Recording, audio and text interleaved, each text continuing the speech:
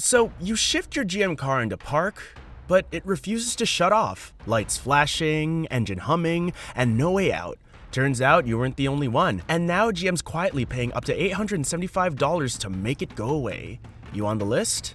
Imagine getting home after a long day, pulling into your driveway, shifting your GM car into park, only to see a warning light flash up telling you the car isn't actually in park.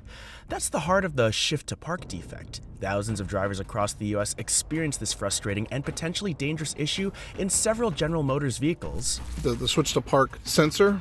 So in order to do that, GM suggests what you do is you'll push this shift rod and then let go with your thumb. Now, the problem lies in a communication failure between the gear shifter and the car's internal sensor system. The simple terms, you physically move the shifter into the park position, but the vehicle's electronics don't recognize it. The system thinks the car is still in gear, even though it isn't.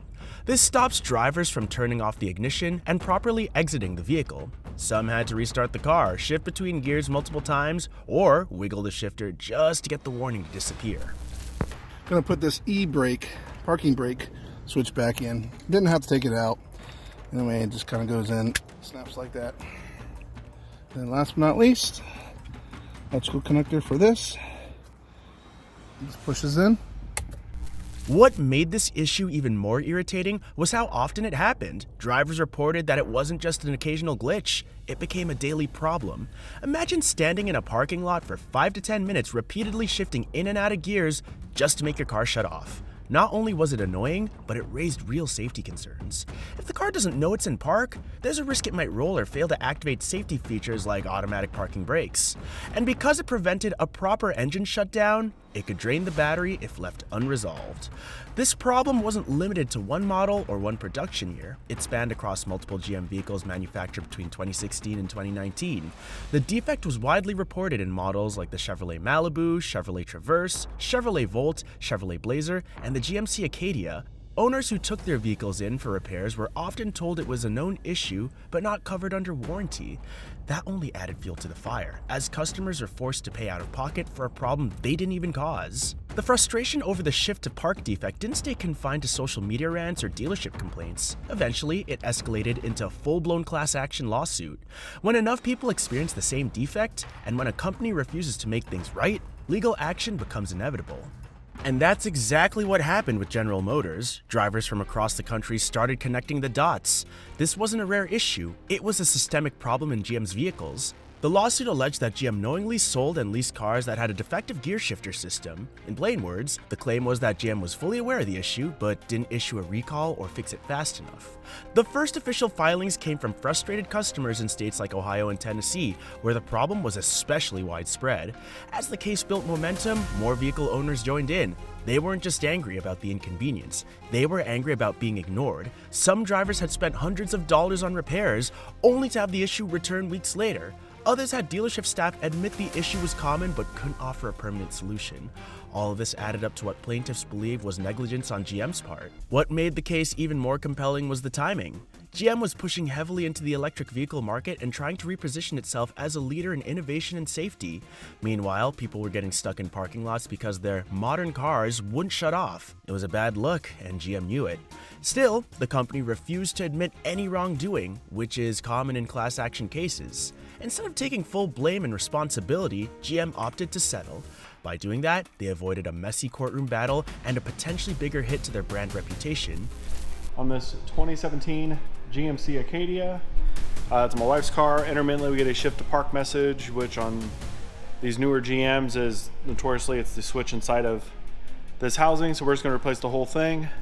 If you've owned or leased a GM vehicle in the past few years and dealt with the annoying shift to park problem, you might be wondering if you're eligible for some cash. The good news? You probably are, if your vehicle falls under a specific list. The class action lawsuit covers certain makes and models from Chevrolet and GM that were manufactured between 2016 and 2019. And this isn't a random selection. These were the vehicles most affected by the defect based on repair records, complaints, and technical service bulletins.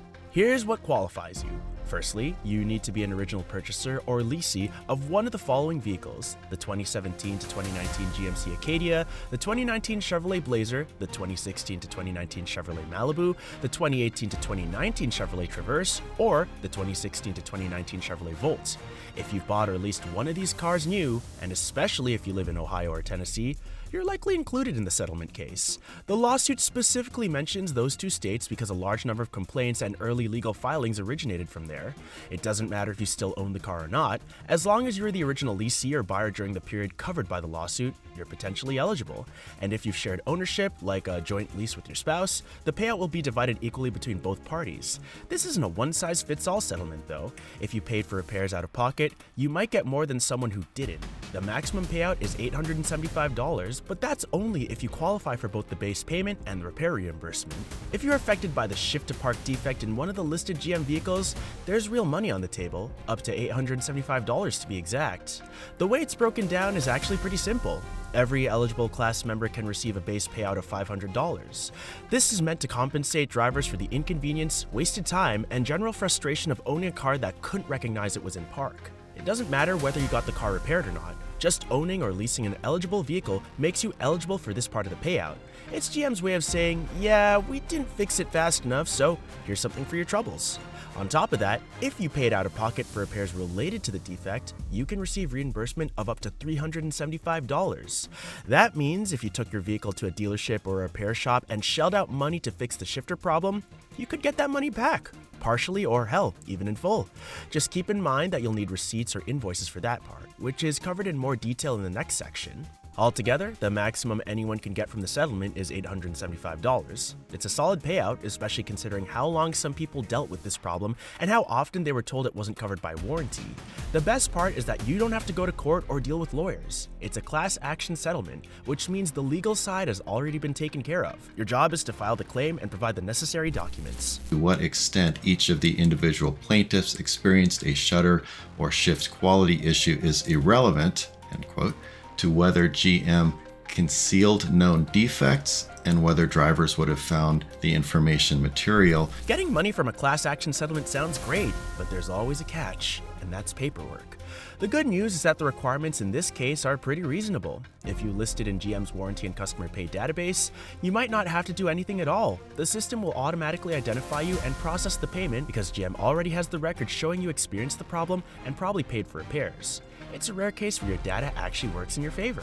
For everyone else, a bit of documentation is needed, but it's not too complicated. The main thing they're looking for is proof that you had the shift to park issue.